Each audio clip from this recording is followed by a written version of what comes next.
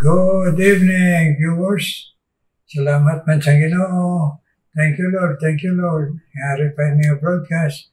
Sa ito nga, sa mga ginabatsag, makluyon, sa mga talagad. Pero, Lord, thank you because you're there in fulfillment of your mission sa mga lagad. Amen. Karon, magasugod kita sa atong pagpasalamat kag sa pagkanta in times like this.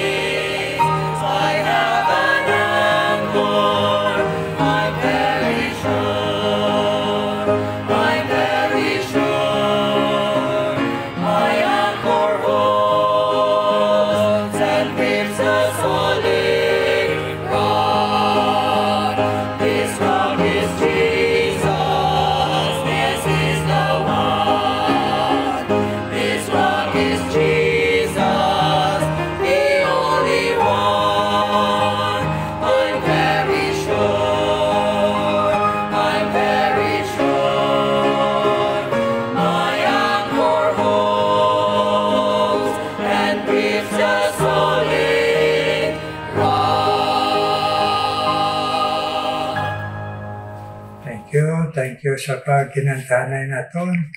Kabay pa ang Ginoo, mag-impress sa aton sa pagka-importante na siguroon ta, be very sure, nga ari si Kristo sa aton, kanabaton naton. Huwag na sa ibahin, kag may focus pag inulsog. Amen, viewers? Karon, masalamat kita sa padayon na pag-participate sa sining broadcast ni Pastor Rehom Valdemor, missionary pastor sa Banga, Aklan. Karon ihatag naton ang tion sa pag-share sa pulong sa Ginoo. God bless you, Pastor Rehom. Mayong gabi sa tanan naton nga mga suki nga nagapamati sining meditation and prayer by Reverend Rudy Escobar. Salamat sa Ginoo. Another wonderful evening sa sining Sunday. Kag we thank the Lord gid sa iyang mga bilidon nga pulong aton nabatian all throughout the day, no? At the closing of the day karon sa gabi mapahulay kita. Of course sa mga active sa church ministries kapoy na gid, no? But again, pwede kita pamalandong sa pulong sa Ginoo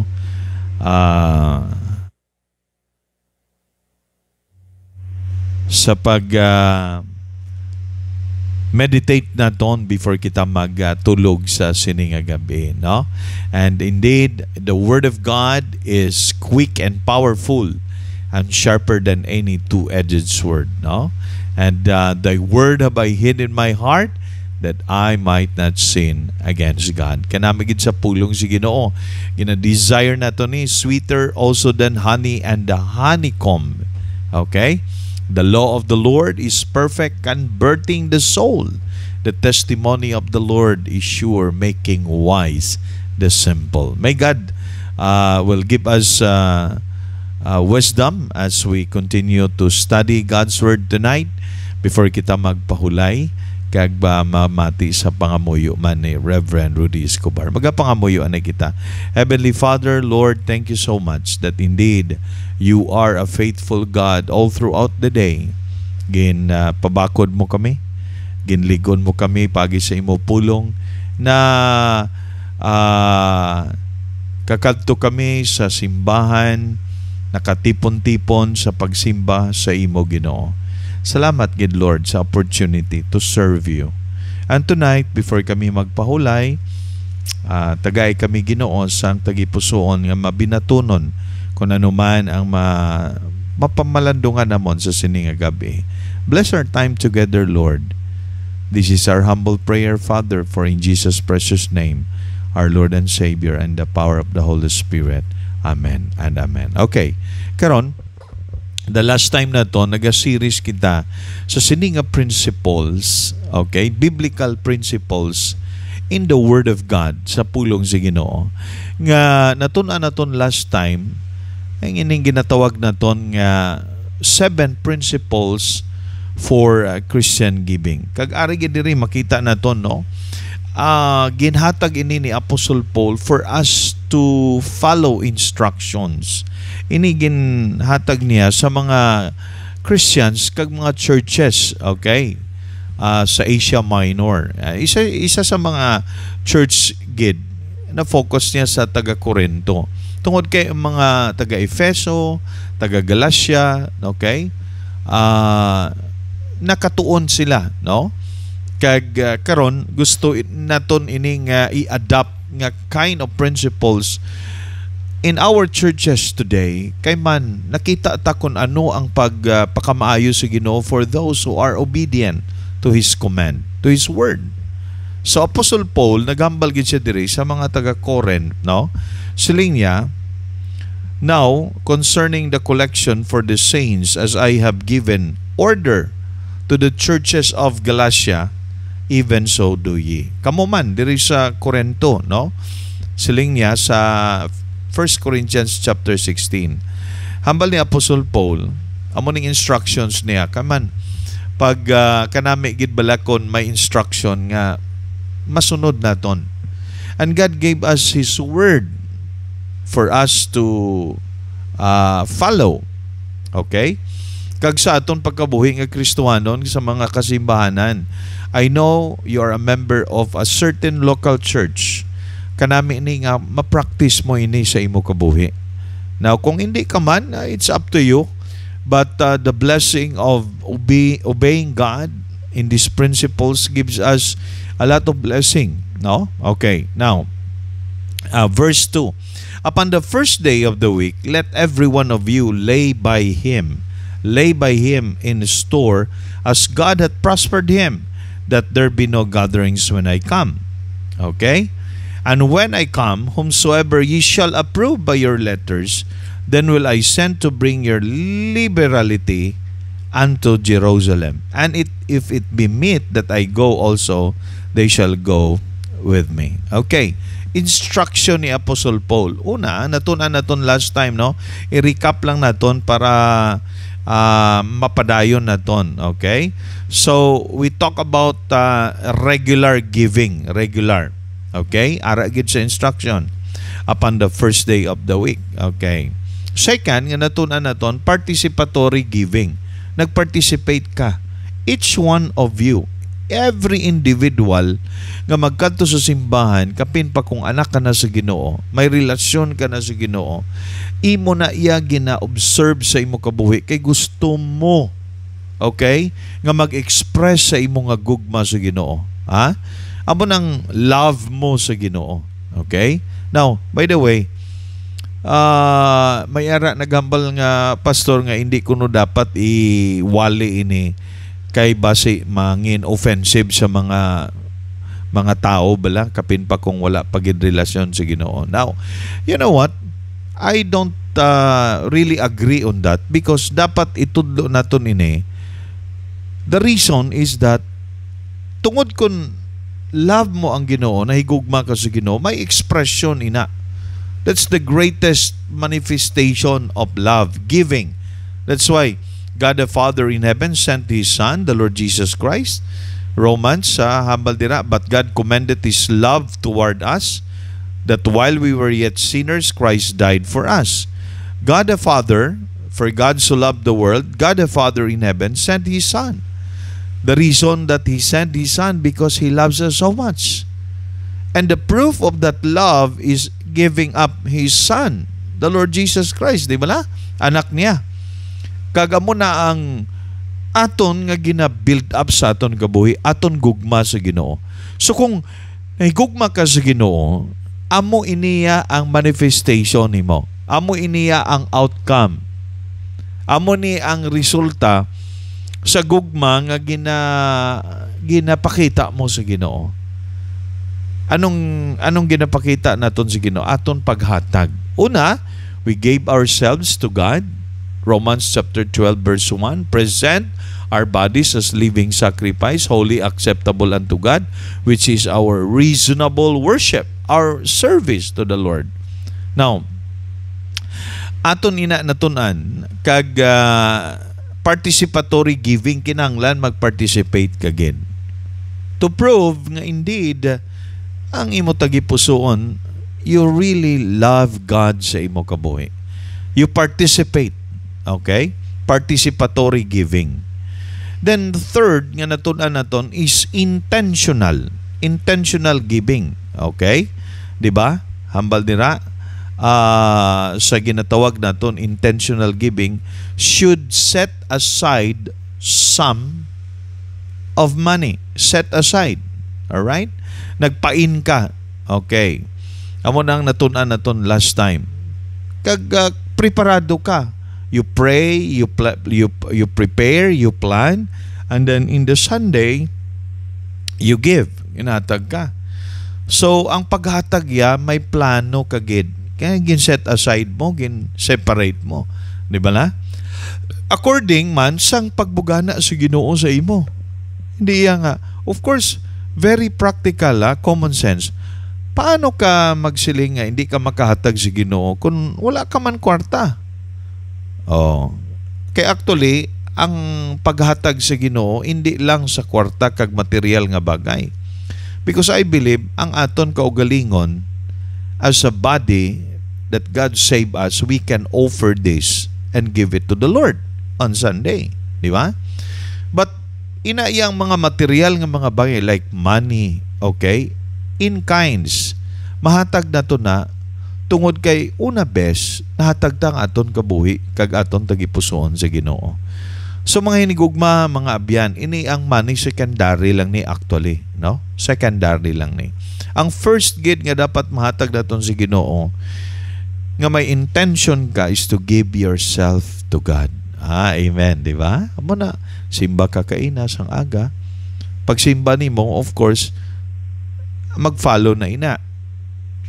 Kung magsimba ka, mag-worship ka sa Ginoo, ay may blessing gati ginatag si Ginoo sa akon. I want to separate this para sa kadayawan sa Ginoo. And I want to give it to help the needs sa simbahan, sa iglesia. Okay? So, the fourth one nga aton gintunan is proportional giving. Okay? Proportional giving. Meaning, in keeping with God's provision sa imo income, ma-set aside ka proportional, meaning kung ano man ginhatag sa Ginoo sa imo nga blessing. For example, pag pangamuyo mo sa Ginoo, tagaan ka sang financial blessing this week, tapos nakita mo imo tindahan nag-prosper, nakakita ka for the week 1,000 pesos, okay? So, i-set aside nimo. What belongs to God is 100. Amo nang 1/10 ginatawag naton. Tithe, okay? A lot of people nga hindi man magpati sa sinatithe. Pero, that's a proportional. Kung anong according sa imo nga pagpati nga that belongs to God. Okay? Inagi-practice na sa Old Testament. Hindi iya sa kwarta kundi sa mga product, lupa, okay? Mga naani nga mga tanom, prutas o kung ano man dira nga mga animals, mga ginhatag nila sa Ginoo ina sa Old Testament times. Okay? But you know what? Ang principle behind sina amo nang gina-practice naton subong. In fact, wala man nag-against ang Ginoo nga hindi ka mag-tithe, no? Ang hindi gusto sa Ginoo nga gina-priority naton aton paghatag rather than aton gugma kaluoy sa iban nga mga tao. Okay? That's why nga ginambal ko sa inyo umpisa pa lang, this is an outcome of your love to the Lord. Gugma, ha? Gugma mo sa Ginoo. Kagugma mo sa mga buluhaton nga gin-entrust sa Ginoo sa isa ka church. So, you have in keeping with his income proportional giving. Proportion, ha? Proportion. Meaning, according as God hath prospered you. Okay. So, tandaan na, gina-prosper ka sa Ginoo. So, maghatag ka. Hindi kaya magdinalok. Okay? Kamuna nga ang iban, gapatigid ako sa sining area. It's because, ang iban gahambal sila nga,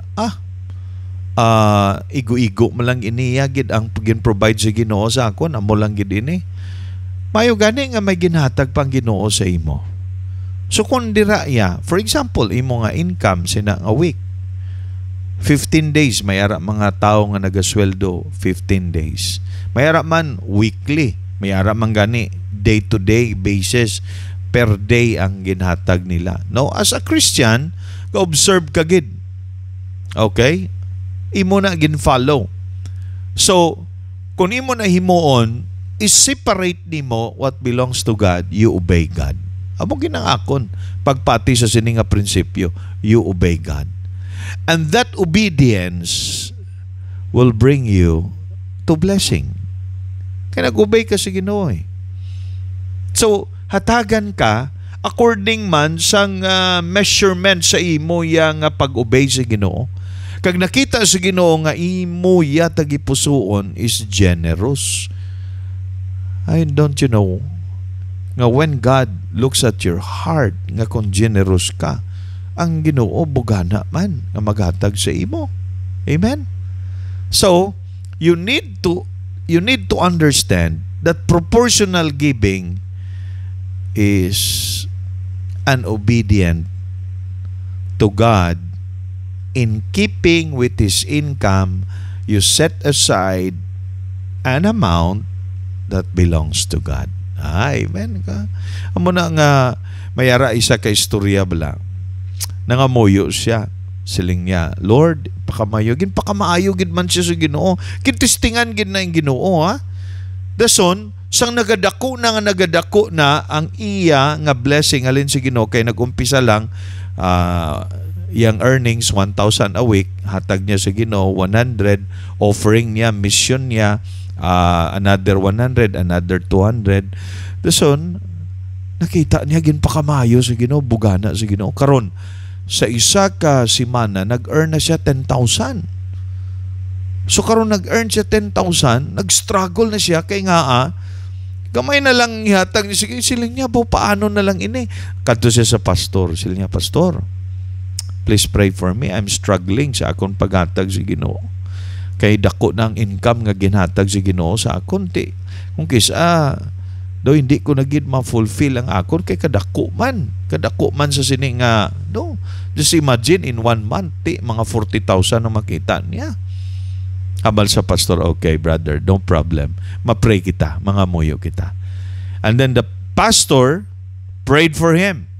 Kag ang pangamuyo sa pastor, Lord, ibalik sa iya ang income niya nga 1,000. Kay faithful siya that time. Karon nga nagadako na nag-struggle siya. So Lord, pwede ibalik mo na lang sa 1,000.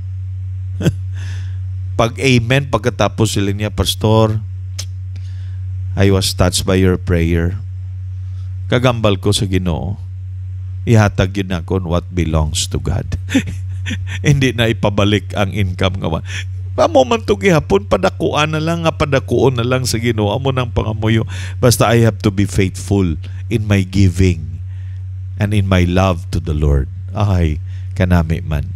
That's why, mga hinigugma, my challenge for you today, tonight, before ka magtulog, kabay pa, nga himuon nimo ang pagsunod sa Ginoo. If you really love God, magwa na sa imo that you are a generous person. May God bless His word into our hearts. Magapangamuyo kita.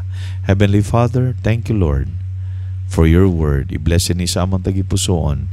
This we pray in Jesus' name. Amen. Okay, salamat gid kag magapamati kita sa pangamuyo ni Reverend Rudy Escobar. God bless and good evening sa tanan. Thank you again, Pastor Rayham. May the Lord bless you, Armambe and Jason with a blessing that will always have the power that we will follow Him and serve Him, especially sa imo duha ka bata, si Jason na ipag-graduate sa Ginoo kag si Jason nga ipag-graduate na. Amen. Karon mga muyo kita. Ginoo may nga balaan, salamat naman sa mga viewers ng tandog mo Ginoo. Gani akong sila ginadala sa imo trono nga bugay Ginoo. Onas tanan ikaw mag-bless sa imo alagad Pastor Benicer Bautista at si Ma'am Judith sa pag-encourage mo sa ila sa mga lawas kagahon sa Espiritu nga magapadayon sila alagad sa imo. Natunga nga mga senior citizen na kami kag i-bless siya sa kaalan na mapadayon niya ang imo Ginoo misyon sa iya every 9:30 kada gabi Ginoo Pastor Benicer Bautista kag Ma'am Judith kag ila pamilya bless. Ako mga pasalamatan na madala ko sa imo si Elsa Takata. Nagintagaan mo katoto mamamati sa mga pulong kag handong mag-alagad sa imo kag ang pangamuyo niya sa iya mga kabataan ni bless mo Lord. Kagabay pa, ako manadala sa imo si Ma'am Agnes Villamil. Matapos na siya sa iyang medication, pabalik man Ginoo ang iya natural na kusog sa lawas para makapadayon siya sa pag-alagad sa imo kag sa imo Ginoo mag-encourage sa iya na magapadayon siya Ginoo sa pagpagamit sa imo Ma'am Agnes Villamil.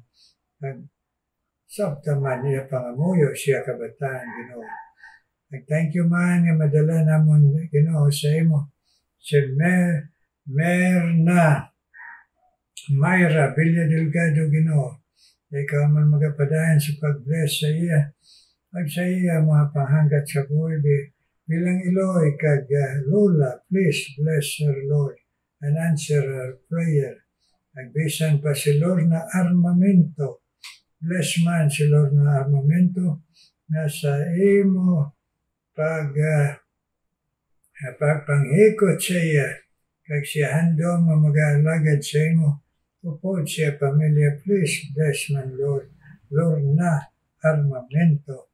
Ako man ginapabay sa imo si Wee Aloses kag si Lina Feria. Bless man Ginoo ini nga mga Iloy na nagapanawagan sa pag-bless man sa ila pagtuong magbakod kag ang ila pamilya makadangop sa imo sang bugos.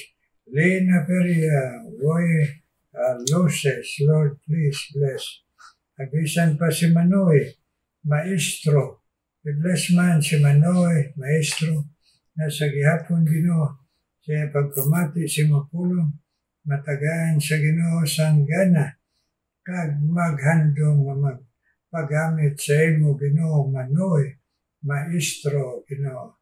Ako man nadala sa imo na ikaw man magpadayon na pag-bless sa kay Rowena Sergio kag Jerry Fernandez ay Ginoo handong na mag-alagad sa imo handong nga magamit mo sila pamilya kag kabay pang katuto mihatag mo sa ila Ginoo Rowena Sergio kag Jerry Fernandez.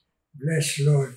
Nagbisan pa Ginoo si Nora Noblesa, Ginoo, kag si Dolores Reyes, i-bless man sila, Ginoo, kailan mga pagpamati si mo pulong, na magatubo sila nga mabakod si Nora Noblesa, kag si Dolores Reyes sa ila, Ginoo, nga pagpahando mo man nga masunod ikaw sila kabuhay ka ila pamilya. Nora Noblesa kag Dolores Reyes. Nagbisan pa si Agnes Villalona, Ginoo. Ikaw man mag-bless sa kay Agnes Villalona na pag-iya pagpamati si Mapulong na mahimo, Ginoo, ang iya, Ginoo, nga handom na makaalagad sa imo kag imo plano siya kabuhi. Bless man, Ginoo, si Agnes Avellana, Ginoo. Nagbisan pa i-bless man si Rubilén, Ginoo, alagaban sa iya, Ginoo. Pagpagamit man sa imo kag pag-share sa nga broadcast sa iban, i-bless man, Ginoo, ipabatsyag sa ayong alawas kag pabakon pagtuo, Rubilén, alagaban, Ginoo. Nagbisan pa si Ma'am Elena Roma, sa imo pagtandog sa iya, Ginoo, ang share niya permi ang imo pulong sa sininga broadcast siya pamilya, kag ang iya mga kilala. Please bless Elena Roma, Lord. Hear our prayer, Lord. Kami nga mga alagad mo. In Jesus' name we pray. Amen, amen, amen. Amen, mga viewers. Thank you pag pinangamuyo ay nagkaroon mamati kita special naman.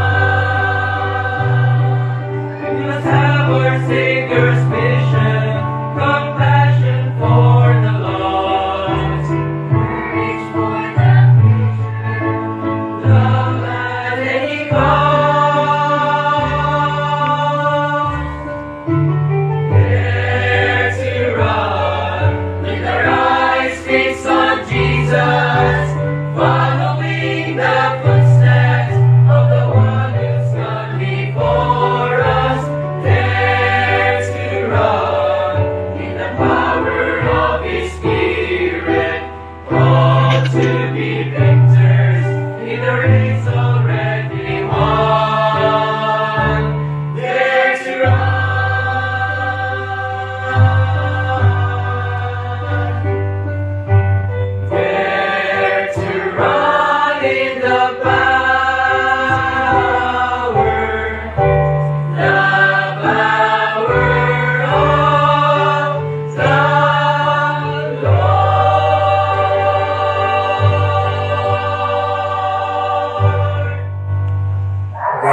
bless you.